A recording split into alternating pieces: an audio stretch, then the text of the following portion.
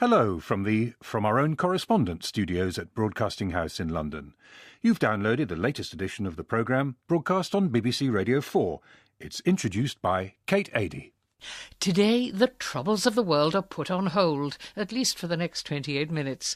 Instead, peace descends upon northern Uganda. People feel safe at last. Prosperity's returning. The landscape's transformed. And in the marshes of southern Iraq, the brutality of Saddam Hussein's a fading memory. Great wetlands are being restored. Wildlife is returning. A BBC foreign correspondent is spared the phone call to London he feared might cost him his job, while tribesmen in eastern Yemen finally get a say in the future of their country. And there's a huge roast camel for dinner. The Lord's Resistance Army caused misery and distress in northern Uganda for nearly 2 decades. The United Nations believes the guerrilla group has killed more than 100,000 people. Today, there's still some LRA activity in parts of Sudan, Congo and the Central African Republic. But northern Uganda, a territory it used to dominate, has been free of the rebels for 7 years now. In the mid-90s, Anna Borzello was our correspondent there and reported regularly on the conflict. It saw huge numbers of children abducted and people displaced. She's just been back to Gulu, the town which was once at the centre of these horrors, to see for herself the changes which peace has brought. The night before I leave for Gulu town along the Anaka Road, I am terrified. I know it's unreasonable. I know the north has been peaceful for 7 years. But in the 1990s, when I lived in Uganda, no one travelled along this route unless they really had to. To venture there was to invite attack from Lord's Resistance Army rebels who roam through the unpeopled and uncultivated bush. An ambush meant injury, mutilation, death, or, for those fit and young enough, abduction into the notoriously brutal rebel ranks. It's only when I set out the next day, driving along the new tarmac road, that I understand what peace really means. At the height of the insecurity in northern Uganda, over 1.5 million people were forced out of their villages into internally displaced camps. Now they have returned home, transforming the landscape. Instead of neglected bush, there are plots of maize, beans, cassava. Men stand in gardens, thudding at the earth with hoes. Women walk slowly by the roadside, carrying food to market. Children, once the rebels' main prey, spring along in bright school uniforms. I stop at a trading centre and talk to a man chatting with friends under a tree. There are land disputes, he tells me, and the young have lost respect for their elders. But it's safe now, and you can travel along this road day or night. That's amazing, I say, and the men look at me and laugh. As we enter Gulu town, the changes continue. I can see the skeleton of what it was, but it's clothed in noise and, unbelievably, traffic. In the 1990s, the only cars to come here from the capital Kampala were escorted in by military convoy, and even that sometimes was attacked. There are more buses now and trucks, even oil tankers. Gulu used to be on a road to nowhere, but now the route north leads to willing trading partners in the newly independent South Sudan. I step out of the car onto the main street and immediately bump into an old friend. Gideon used to work as a trauma counsellor in a centre that reintegrated some of the tens of thousands of children abducted by the LRA and forced to become soldiers and sex slaves. The centres have long since closed, the former abductees sent back to their families, and Gideon has moved into real estate. It is, he says, a lucrative business, with people from the diaspora finally gaining the confidence to come home and invest. New buildings stretch into what were once off-limit outskirts. There are banks, a supermarket, mobile phone shops. I head to the edge of town to visit Brigadier Kenneth Banya. Once a senior rebel commander, he was captured in 2004 and has lived in Gulu ever since. Banya, like the vast majority of former LRA combatants, benefited from a government amnesty and was allowed to settle back without fear of prosecution. He hauls open the gate of his modest home. His daughter, who returned with him from the bush, stands in the compound pegging washing on a line. These days, Banya is a pastor in an evangelical church. He seems keenly aware that he has been given a second chance. The people here, he tells me, have kind hearts, and, he says, he feels favoured by God. Although I understand the sentiment, it's hard not to think of the thousands of abductees who never made it home. My last stop is the barracks, once a whirring hub of whacking helicopter blades, wind-up field telephones and soldiers singing rousing military songs. I remember the president camping here in a failed bid to end the war, and the colonel who opened beer bottles with his gun. Today there is cut grass and a sleepy air. The region, the commander tells me from behind his ordered desk, is completely peaceful, and the soldiers spend their spare time growing crops to supplement their income. When I leave Gulu, I'm caught in a small traffic jam behind a tanker from Sudan and a knot of roaring motorbike taxis.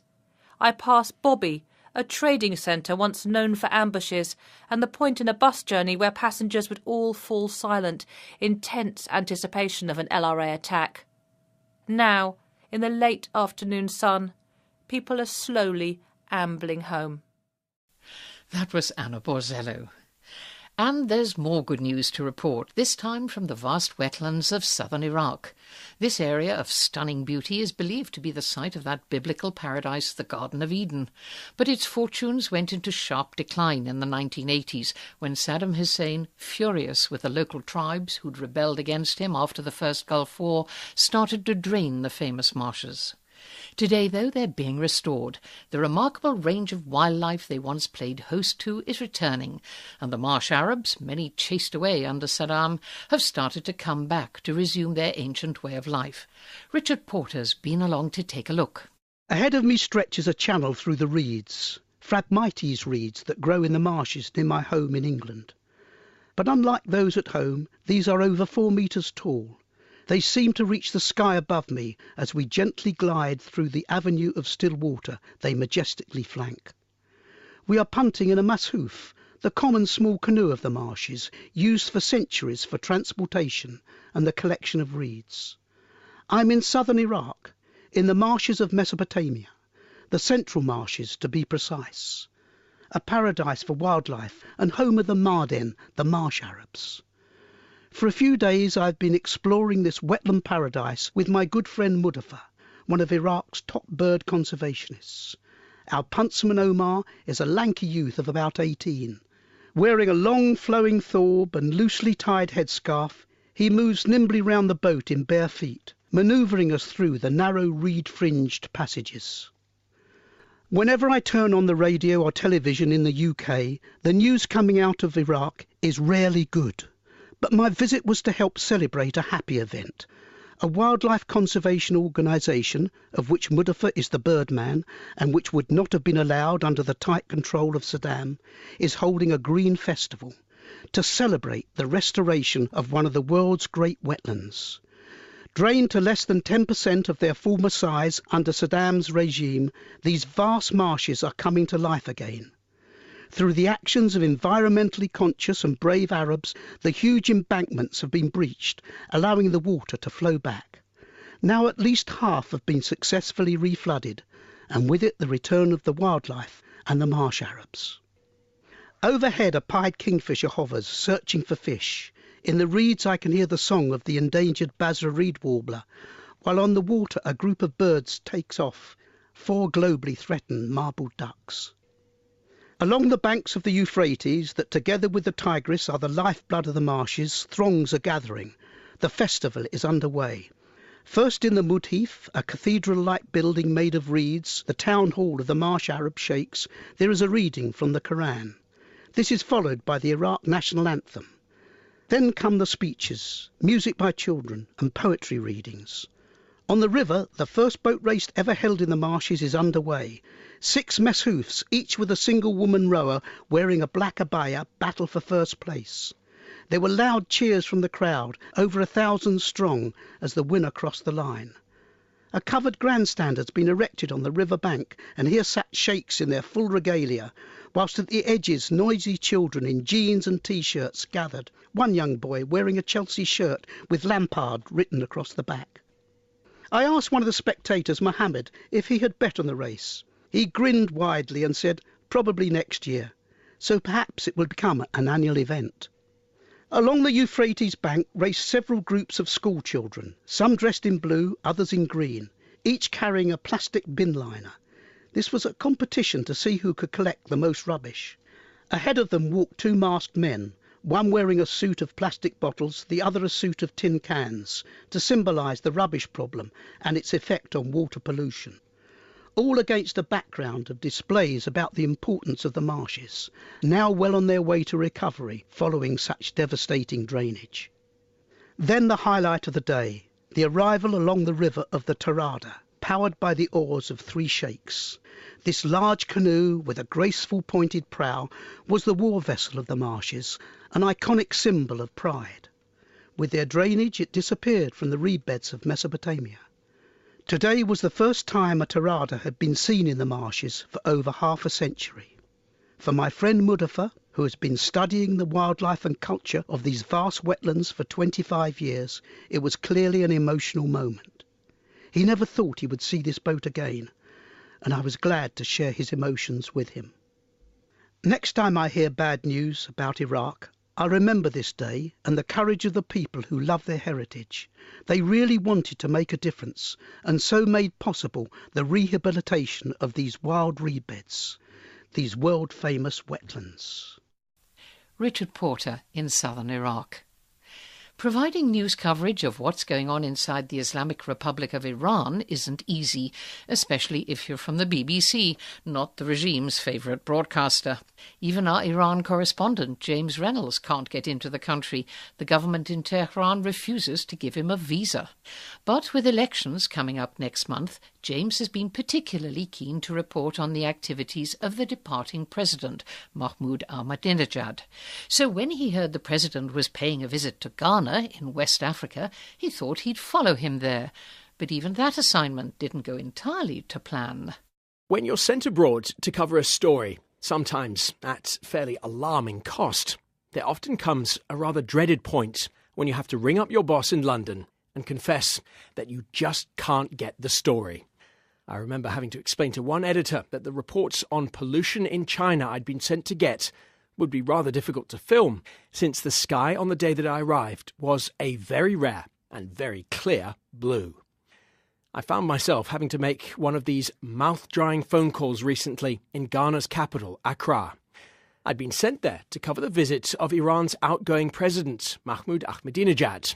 West Africa, it's quite an unusual place to travel to in order to report on a Middle Eastern president. But in the absence of a visa to Iran, going to Ghana was my best hope of being in the same place as Mr. Ahmadinejad. My colleagues and I spent several weeks arranging the right visas and credentials. I looked forward to 24 hours following Mr. Ahmadinejad, perhaps occasionally chatting to him about foreign policy, Persian food, and his plans for life after he stepped down. But an hour before the president's arrival, the authorities in Ghana told me that our names would not make the final list. We would not be allowed into any of the president's events. I'd essentially gone all the way to Ghana to wait on the street. I might not even meet the man I'd flown many hours to see. I took a sip of water and made that rather dreaded phone call to London, wondering what other career I might be able to pursue after my inevitable defenestration from the BBC. But the instruction from London came straight back. Don't give up.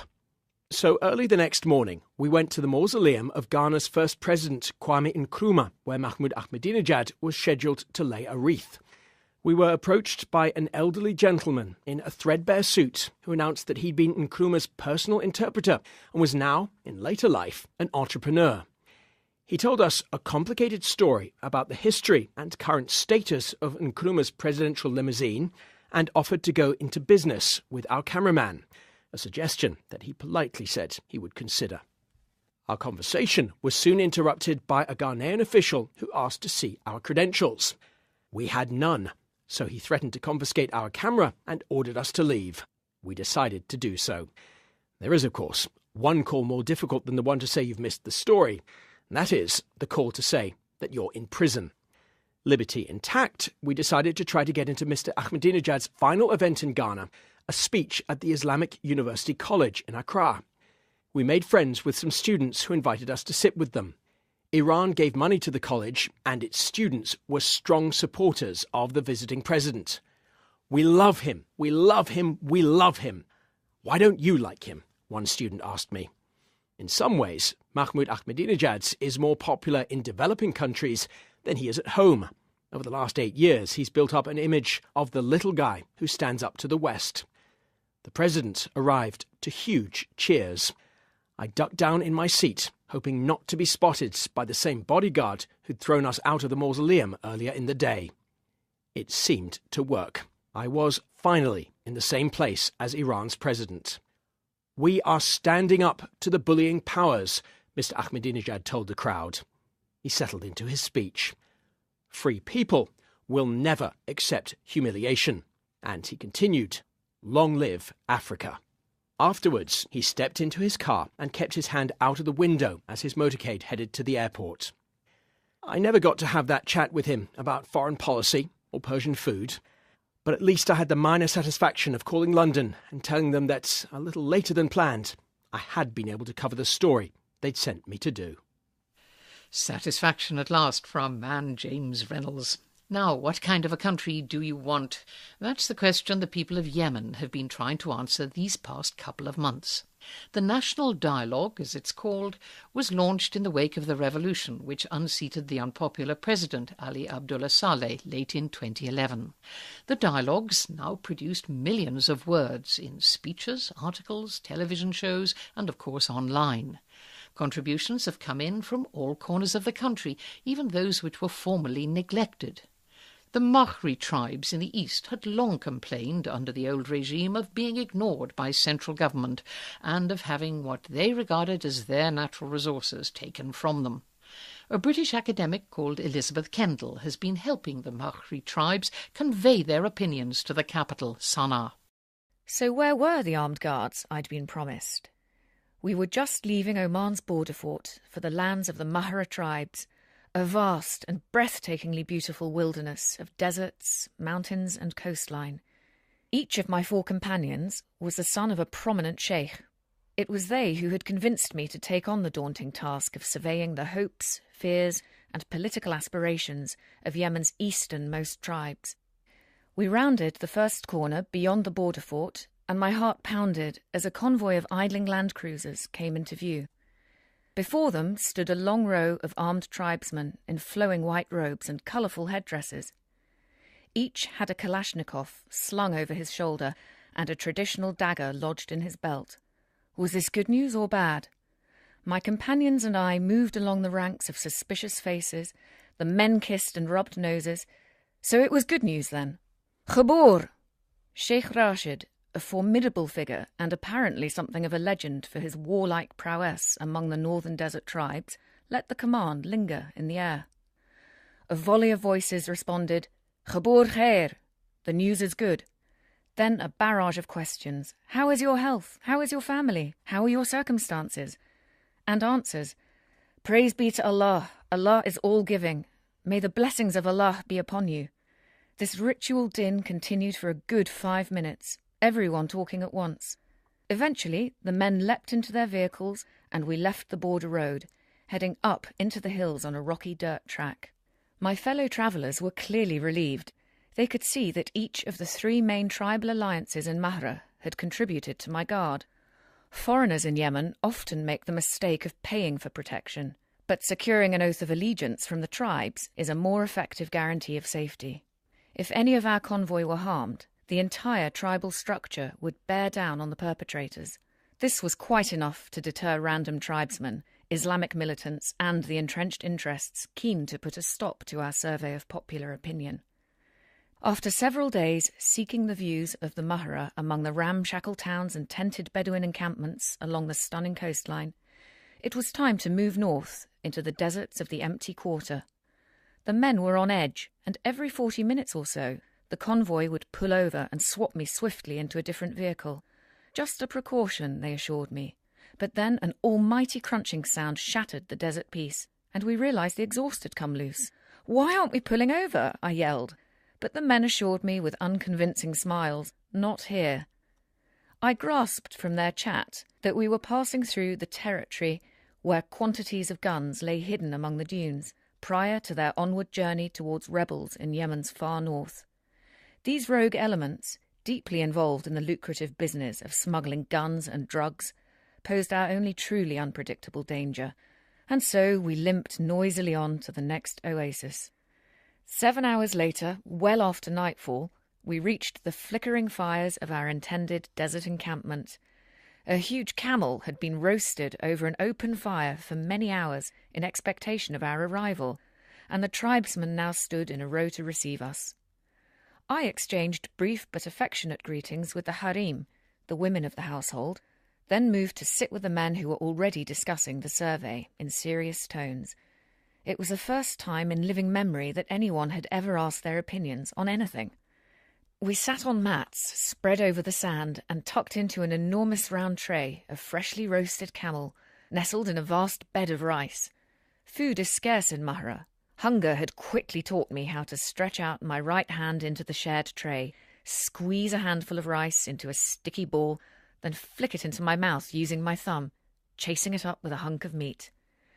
Ever hospitable, the tribesmen pushed the choicest meat my way. Nostrils, brains, ears. How could they deal with such enormous amounts of gristle? My teeth ached.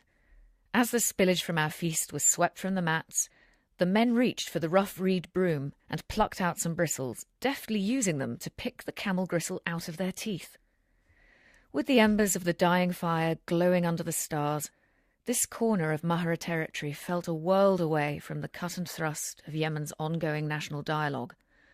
But as we talked, there could be no doubting the fierce and overwhelming desire of these people to have their voices heard in the debate about the future of Yemen, and about Mahra's role in it, or indeed outside it. And that's Elizabeth Kendall. Now, as teenagers will know only too well, exam time is fast approaching, and not just here in the UK. In France, students are feverishly cramming in final revision for the baccalaureate, which starts later this month. It's a peculiarity of this examination that it includes a compulsory paper in philosophy, 4 hours in which to show off your powers of inductive reasoning, or perhaps your appreciation of the nostrums of Kant. Hugh Schofield in Paris has been looking in admiration over the shoulder of his 17-year-old daughter as she embarks on a last mental haul before the dreaded bac philo.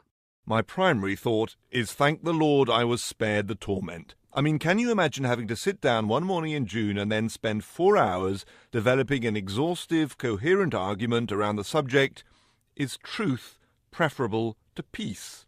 Or does power exist without violence? Or possibly, can one be right in spite of the facts? Perhaps you'd prefer option B, which is to write a commentary on a text, in which case, here's a bit of Spinoza's 1670 Tractatus Theologico-Politicus, or how about some Seneca on altruism? I take the examples from my daughter's revision books. My heart bleeds for her as I look at what she has to get through. Ruby has chosen to take what they call a bac littéraire, the literature baccalaureate. There are alternative, more science-based versions of the baccalaureate. They all include an element of philosophy. But in the bac littéraire, philosophy is king. It means 8 hours a week of classes, and in the exams it has the top coefficient of 7. In other words, in the calculation of your overall mark at the back, it's philosophy which counts the most. It also means having to master a host of what they call notions or themes. Here are some from Ruby's books: consciousness, the other, art, existence and time, matter and spirit, society, law, duty, happiness. And among the writers you need to refer to, Plato, William of Ockham, Kant, Hegel, Schopenhauer, Heidegger, Sartre. Why this emphasis on philosophy in France? Other countries, of course, have school-leaving exams which cover the history of ideas and religion and so on. But the French are very clear that that is not what theirs is. The purpose of the philosophy bac is not to understand the history of human thought, but to leap into the stream that is the actuality of human thought.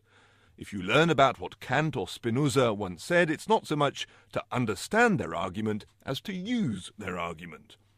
Napoleon launched the baccalaureate in 1809, and philosophy was one of the subjects in the first ever exam, though back then it was oral and in Latin, and only 31 males took it.